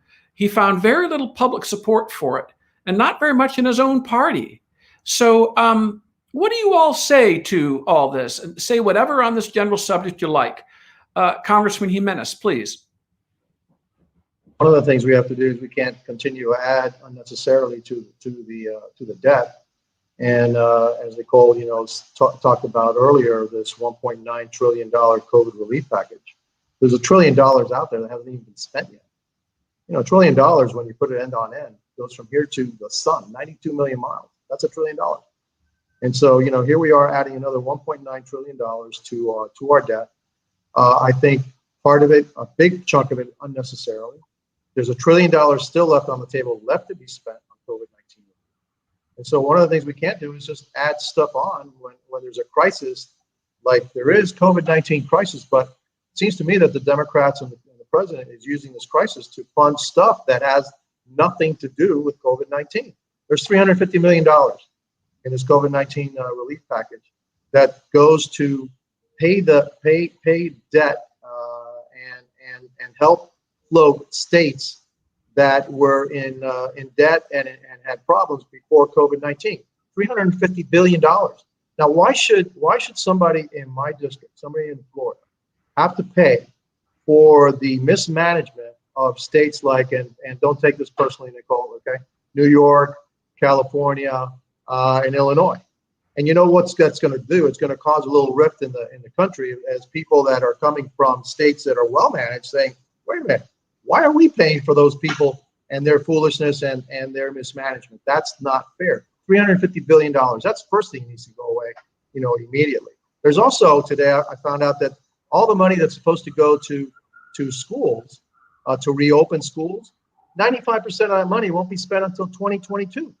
So what are we spending that money for? And so the things that we have to do initially is what are the things that, in order to start bringing down this debt problem, is what are the things we're spending money on that are unnecessary, and don't spend it. And I think that we have come back to more fiscally responsible, posture in that way. Look, I take a different approach to Social Security. Right? That's not the government's money. That's the people's money. All right. Those people put money in, and the government gave them a promise that something's going to be there, at the end. At least let's keep one of our promises, for God's sakes. All right. And so, when it comes to Social Security, reform, well, it better give people back the money that they put in, and the promises need to be kept, because that's their money. And the problem that we have sometimes in government is that we think that it's our money, okay, and that we are really, we're Santa Claus, and hey, be thankful that we give you this. What are you talking about, man? This is the people's money, all right? We're the stewards of the people's money, and we should be better stewards, of it. Look, it's really hard once you have an entitlement program to try to take away the entitlement program, but we need to be more careful about any additional entitlement programs that we have to put in place. We also need to grow the economy. If we grow the economy, it will start to chip away at the debt that we have. If we don't take care of this problem with the debt and the rising debt, then we won't have the capital, the operational money needed in order to do the things that we need to do as a country, because we'll be paying so much of it towards debt that it will take away from our ability, our capability to provide the services that our nation needs. Nicole Malliotakis, what do you have to say? Well, I agree with Carlos. I think he's made some very good points.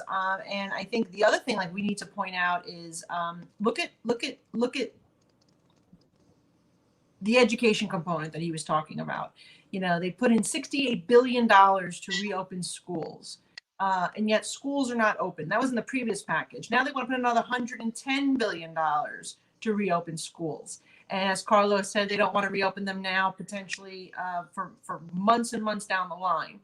Meanwhile, the CDC said it probably costs about $25 billion only to reopen the schools. So where's that differential there that we're talking about, $175 billion versus the $25 billion the CDC says is required? Where's that extra money going? Same thing with other types of spending. HR1, they actually want to use taxpayer money to fund their political campaigns to the tune of $5 million per candidate. This is the system we have in New York, and it stinks. It doesn't work. It's a waste of money. It does nothing to level the playing field. All it is an opportunity for candidates and politicians to take taxpayer money and fund their own campaign. That is something we need to reject, more wasteful spending. And I would say, to add to what Carlos said, that we need to differentiate between social programs, which there are some that are necessary, particularly those for our seniors who've worked their entire lives. They deserve the entitlement that they receive. They're entitled to this entitlement. And those who are for our most vulnerable in society. We have to differentiate between social programs and socialism. And that is something that I think we need to educate the American people on, because AOC likes to conflate the two, or she likes to act like they're interchangeable terms, and they're not. And socialism is a very different thing. But the more government grows and the more dependent people become on government, the more control government has over your life, the less freedoms you have, and that we know ends up to be a socialist society, which we don't want. Well, thank you so much. Victoria Sparks of Indiana, you are our grand finale. You have the last couple of minutes. So take us home, so to speak. Well, I tell you, we cannot continue kicking the can down the road for much longer, because we're going to get to the point where these programs are going to be bankrupt, and we'll have to be honest with the American people, and we'll have to tell the truth. And truth is hard, but at this point, we reach the point we'll have to think about soft landing. And when I made my agencies calculate some of the federal programs like Medicaid or Department of Child Services, and we spent $100,000 per person on Medicaid, $50,000 per child on Department of Child Services, I told them we can send everyone to Harvard Business School for 50 grand a year. So when I added up all these programs, I became bigger and bigger fan of negative tax that Milton Friedman promoted. I wasn't before, but the longer I stay in the government, the longer I become a fan of that. So I think it's going to be a big discussion, but we cannot continue on this, and we'll have to reform these programs. And we get into that point, we'll have to tell the truth. Well, you certainly know your American idioms, kick the can down the road. That expression is straight from the heartland. Well, ladies and gentlemen, we have been hearing from Victoria Sparks of Indiana. She started out in Soviet Ukraine. And Nicole Maliatakis of New York City, Staten Island, and Carlos Jimenez of Miami. Thank you so much, and strength to your hands. Thank you for joining us. I hope the next time can be in person. Thank you. Thank you. So long, everyone. Next, we're going to hear from National Review's Ramesh Ponnuru, who will be in conversation with Senator Tom Cotton of Arkansas. So stay tuned.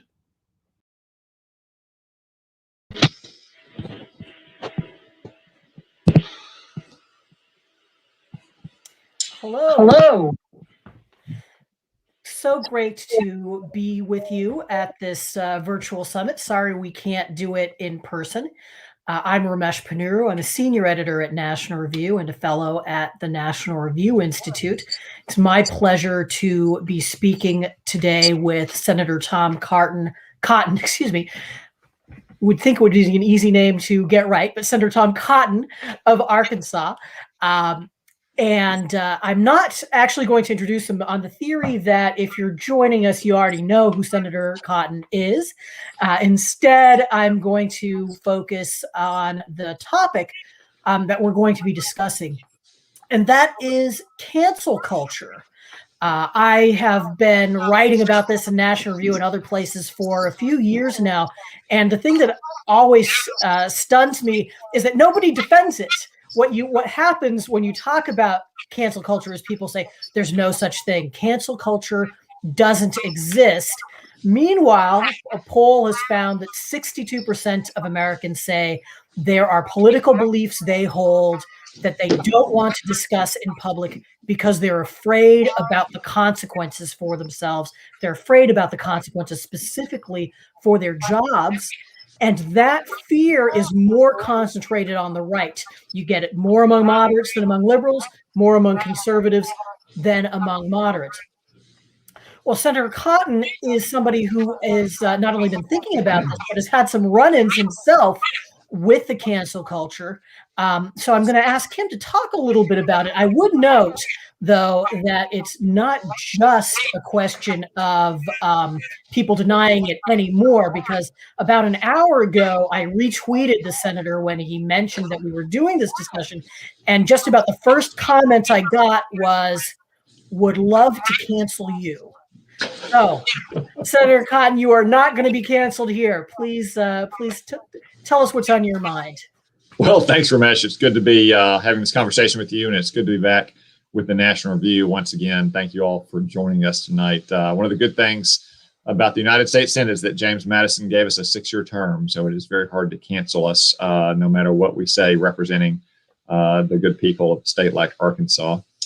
Cancel culture is a very real thing, Ramesh. You know, you mentioned that many people have expressed the opinion that there are views that they can't share. It reminds me of a good friend of mine who works at a major American corporation, pretty high up, and one of their executives had to resign because of some heterodox views that executive had expressed 35 years ago that had only recently come to light. And my friend had to tell his immediate supervisor, just so you're aware, I currently hold at least a dozen views that are less politically correct than that. So I'm sure my day is coming at this company. It can be kind of hard to define cancel culture, but, you know, to borrow from Justice Stewart, I think you can say, you know, when you see it. You have Kevin Williamson at National Review was hired by The Atlantic as a conservative writer, and everyone knew he was conservative. And then he was promptly fired when a bunch of liberals, probably to include the Atlantic's owner, discovered that he actually really was a conservative and had written conservative things in the past. Or it seems like periodically, every 6 months or so, the New York Times has to metaphorically throw into the volcano one of its employees to appease the woke gods. I guess if pressed for a definition, I'd say that cancel culture is the left's way of dividing the world into good and evil, and then destroying anyone it deems to be evil, which usually just means conservatives or other normal people holding traditional views. That's good. The victims of the cancel culture really are usually people who run afoul of the left's constantly shifting list of taboos and rules for discourse. I mean, just consider the New York Times' most recent controversy. They had learned over a year ago that one of their star writers had used a racial slur on a trip with a bunch of pampered high school students to Peru. Didn't say it, sua sponte. He wasn't the one that brought it up. In fact, I think the reporting is that one of the teenagers used it at first, and he simply repeated it. And the New York Times at first did not fire him. Then a bunch of their reporters got angry in recent weeks and sent a letter, and that leaked to another media outlet. And then they did force him to resign, even though they had published that exact same words 7 days earlier in their newspaper and countless times over the years as well. Other victims can be problematic historical figures or aspects of our heritage when the left decides it's become time to jettison it. So when the left says it's problematic, for instance, to stand for the national anthem if everyone else is kneeling, or take a look at what's happening out in San Francisco. I mean, they're trying to remove not only Abraham Lincoln and George Washington's names from schools, they're going to remove Dianne Feinstein's name from a school in San Francisco. And I would just submit, if you're trying to cancel Abraham Lincoln, it's not because you are committed to anti-racism or you're a social justice advocate. It's because you hate America and you hate the men and the women who built America. The cancel culture really is a big threat to free speech, because it targets those who hold views outside that very narrow and rapidly shifting window of what's considered acceptable this week among liberal elites and a handful of institutions that have outsized cultural power in our country. So if, for example, you think it's obvious that there are two sexes and that boys shouldn't be allowed to compete in girls' sports, well, that's too bad. You can't say that. And if you do, you may lose your job or you may lose your spot at a top school. Or if you think, speaking from personal experience, the president should have sent troops in to restore order in our nation's cities during the riots last summer, as half the country did, more than half the country did at the time. That's too bad. The New York Times is going to brand you as a fascist and authoritarian, as they frequently did after I published my op-ed making that argument last year, and they fired their editorial page editor and a couple other people as well. The cancel culture is very arbitrary, and it's based on whims and fads of our elite opinion-making class from one week to the other. And I know that as well, because once you had a riot at the Capitol, it became quite fashionable to send in the troops, and Democratic politicians and the New York Times and the Washington Post were demanding it. And still, nearly a month after a peaceful inauguration, after an impeachment trial had ended, without senators and congressmen working in the Capitol this week, we still have 6,000 troops in Washington, D.C., without a credible account of why. So we'll see if the New York Times staff revolts over that one. I suspect they won't. But the left's ability to use this kind of raw power to destroy the lives and the livelihood of so many normal Americans really is troubling. We shouldn't lose heart, though. I think we do need to remember that most Americans agree with us. As you cited, most Americans do think that there is this kind of oppressive, suffocating political correctness in business, on campus, in the media, in Hollywood, that prevents them from speaking their mind. That doesn't mean that that's not still their mind, though. And the one place where that voice has an outlet is in our politics. We may have lost the election in November, but it was one of the narrowest lost in recent times. I mean, Nancy Pelosi has the smallest majority in the House of Representatives, for instance, in almost 100 years. So we need to have the courage of our convictions.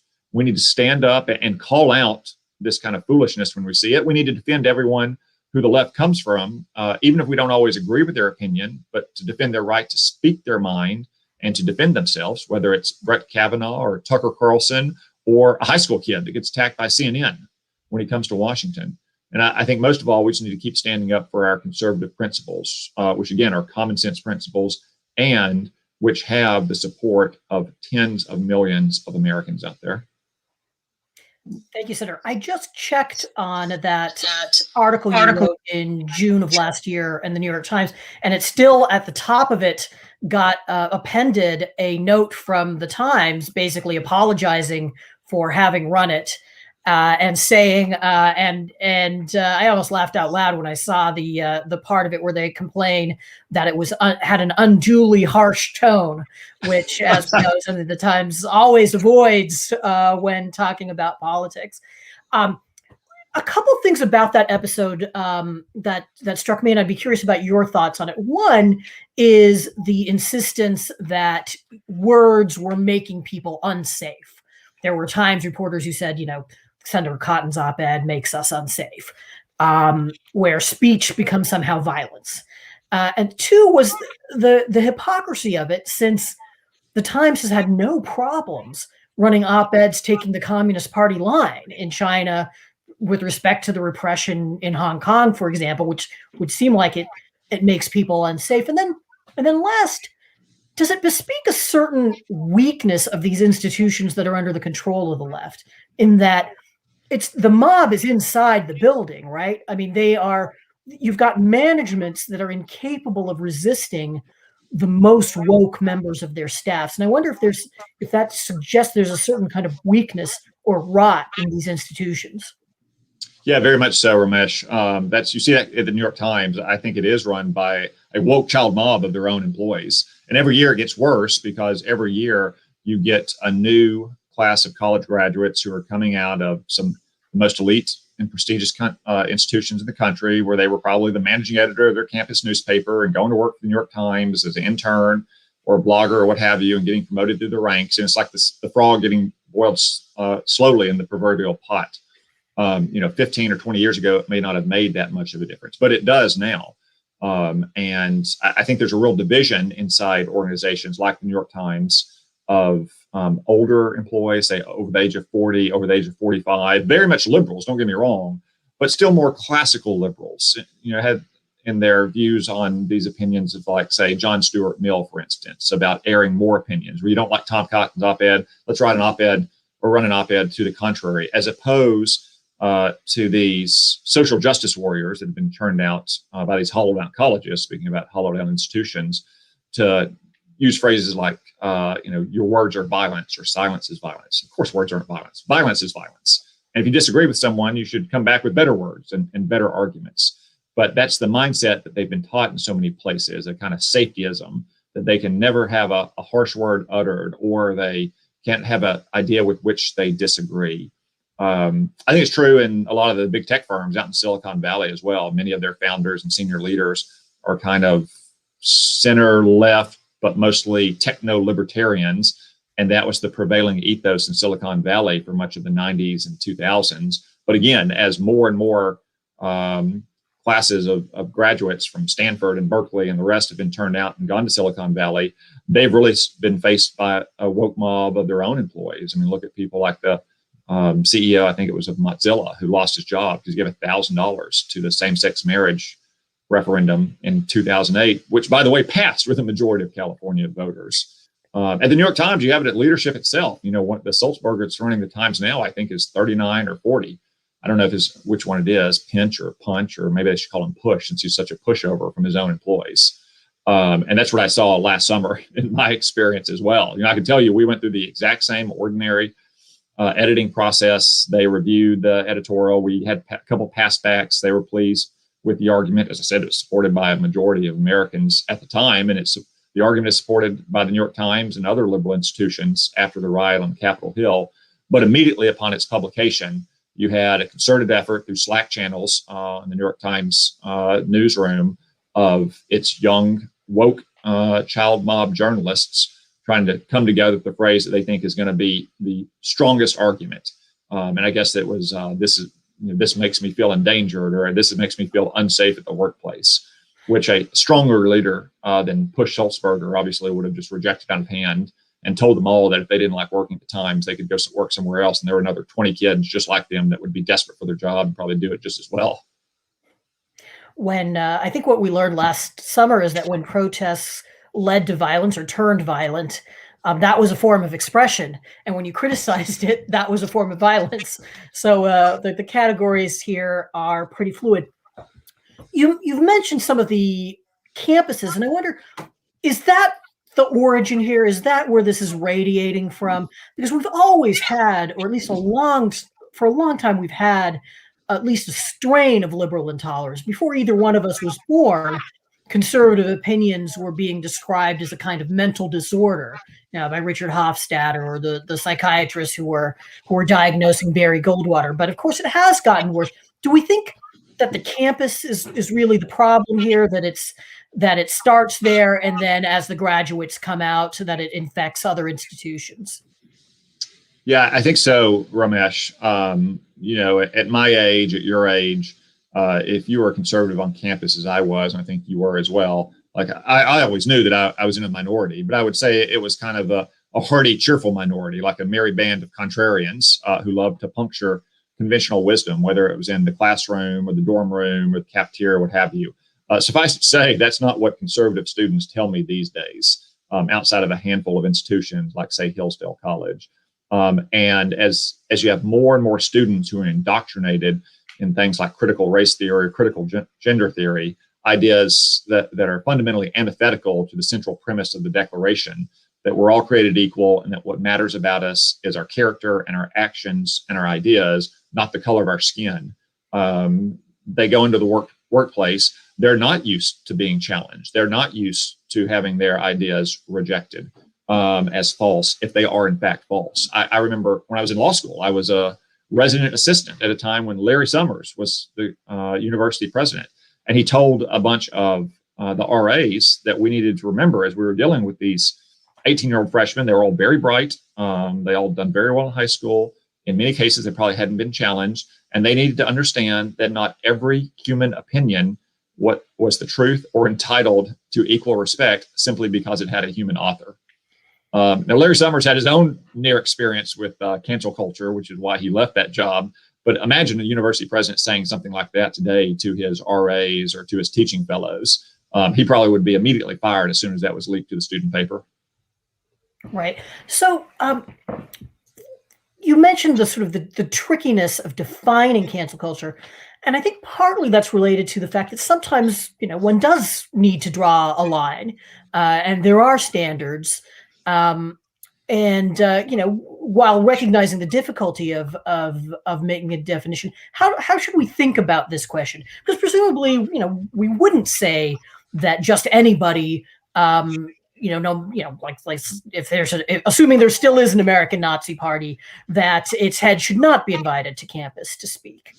So how should we think about drawing those lines? Well, one thing that I said at the outset, Ramesh, that I think is pretty characteristic of it is the shifting and faddish nature. Things that were said by Barack Obama or Joe Biden just a few years ago are all of a sudden completely beyond the pale. I mean, it was just, 9 years ago that Barack Obama still opposed same-sex marriage. And then he came out in favor of it in 2012. And within a few more years, if you did that, the Southern Poverty Law Center would label you a hate group and responsible for hate speech. So the shifting and faddish nature of cancel culture, or is shifting and faddish nature of some of these, standards or views, to me, is kind of central to the cancel culture. Then there's also like the kind of mob mentality of it. Now, we saw actual mobs last summer tearing down statues, looting small businesses if they weren't firebombing them, trying to destroy police precincts as well. But there's also the metaphorical mob that you can see on social media. And I do think social media has helped accelerate this phenomenon as well. It's connected what can be very uncommon minority opinions, but opinions that are held by people at institutions of great social power in the media, in Hollywood, in Silicon Valley, on college campuses, think tanks in Washington, or opinion journals in Washington and New York, and make them kind of move as in a herd mentality, if you will. So some conservative or just some normal person expresses an opinion that is unfashionable at Brown University or on the campus of UC Berkeley, or for that matter, at a major American corporation, which increasingly is moving to the left. And then there's an immediate pile on social media, and there's the demand for consequences.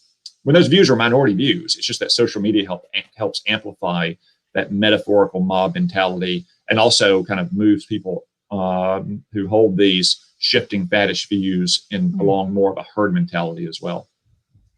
You know, it does strike me that one of the things that, if I dare say, normal people, if that's not a cancelable remark, dislike about this phenomenon is that it's just so hard to keep up with. That you can run afoul of a new orthodoxy that only became an orthodoxy, the day before. There was something that then Judge Amy Coney Barrett got into trouble during her hearings about saying, I think, she said something about a gay lifestyle, which is something that she was condemned for even by people who had used that phrase literally the day beforehand. And the thing I want to ask you on this question is, I suspect that there is some real political valence to this, that this is one of the reasons why the Democrats didn't do as well last November as they thought they would do, is because this issue has inspired so much unhappiness on the part of the electorate. But you're a working politician.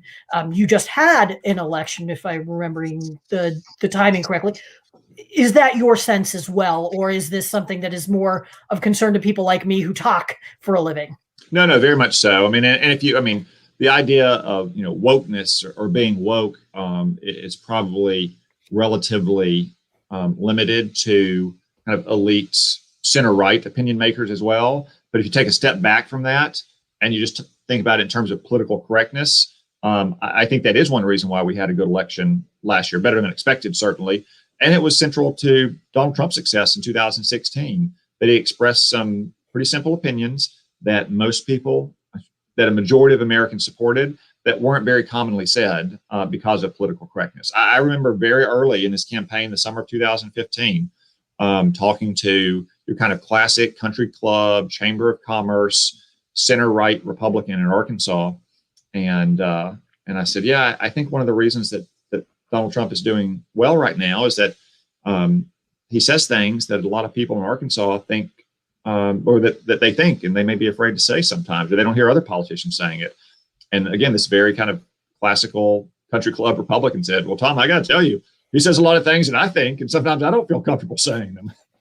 But it also has a spillover effect in addition to just the kind of dumb political correctness. Like Liz Warren using the phrase Latinx in a presidential debate and no one knowing what she's talking about.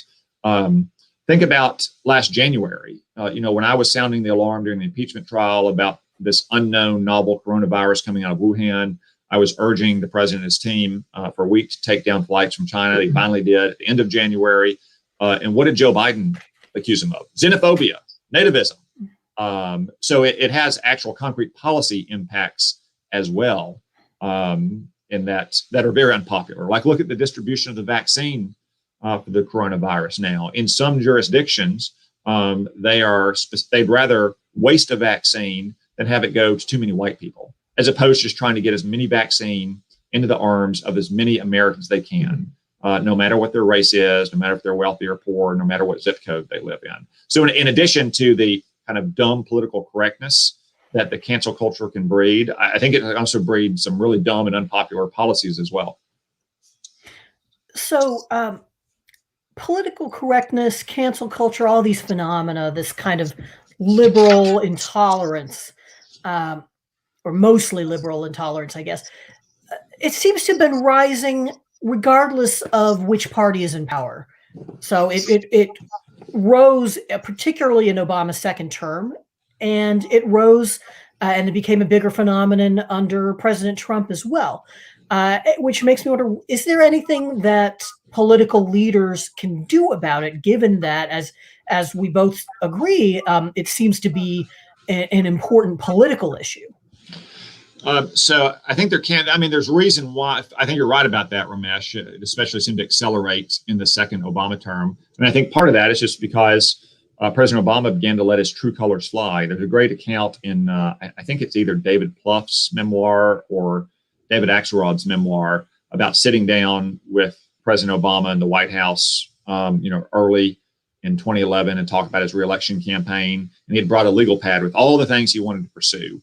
And, he wanted amnesty for illegal aliens, and he wanted to decriminalize drugs and let people out of prison and come out openly for gay marriage and this, that, and the other thing. And Plouffe or Axelrod, one of the two, said, we understand, Mr. President, that you feel strongly about these views, and we agree with you 100%. But, we do still have, 8% unemployment, and we haven't climbed out of the hole we were in 2008 from the recession. So maybe we should think about those issues before we move on to some of these other issues as we head into the election. But after he got reelected, I'd say that he let his true colors fly. So that's true. With Donald Trump, I think Donald Trump just provoked such strong antibodies in the left, among the politically correct left, that is responsible for so much of the cancel culture that it accelerated. There's other reasons as well. We talked about social media. You can talk about media as well. I think take the New York Times, for instance. Not only is it their young employees who are getting older and older and becoming a stronger and stronger voice inside the institution, but, they've moved from an ad revenue model to a subscription model. And, if you're an explicitly ideological journal, a journal of ideas, whether right or left, like National Review or The Nation, it's fine to have a subscription revenue model. But if you want to be an objectively neutral, nonpartisan paper of record like the New York Times, it's very hard to make that model work, in my opinion. But in the long run, the New York Times is not going to succeed in making it work, because increasingly they just have to cater to the liberals who pay for their online subscriptions. Another reason is that you see the rise of it over the last 10 years is the continued decline of religion and the family in our society. I think some of these kind of rites and rituals of cancel culture or the woke mob have an almost quasi-religious character to them, with their own kind of rituals, like bending the knee in front of the flag or putting these ridiculous yard signs up in your house about what you believe. And it's all just a bunch of left-wing platitudes. So I think that contributes to it as well. But it is marching through most of our institutions. And that's why I say again that the one institution in which conservatives are just, to use your un-PC phrase, normal people who don't obsess about these things is their voice in government. And again, we had a very, very close election last year. We came within 40 or 60,000 votes of controlling all three of the elected branches of our government, House, Senate, and White House. We did very well in the state houses, and that's why it's so important that we stay active and engaged and confident in our ideas when it comes to politics, because our government, whether it's in Washington or in the state houses or in the courthouses, is really the one place where our ideas still have a strong fighting chance. Thank you, Senator. And I know that you are not somebody who feels inhibited by criticism from any corner, and that's something that is very valuable and something we appreciate. I'm afraid we've run out of time here, even though there's still a lot more to say. I think we can conclude from this discussion that this is a phenomenon that is going to have more and more of an impact on our public life, and that is a very troubling one. But now what I'm going to do is turn this over, after thanking Senator Cotton again for joining us, to Lindsey Craig, who will close out our festivities.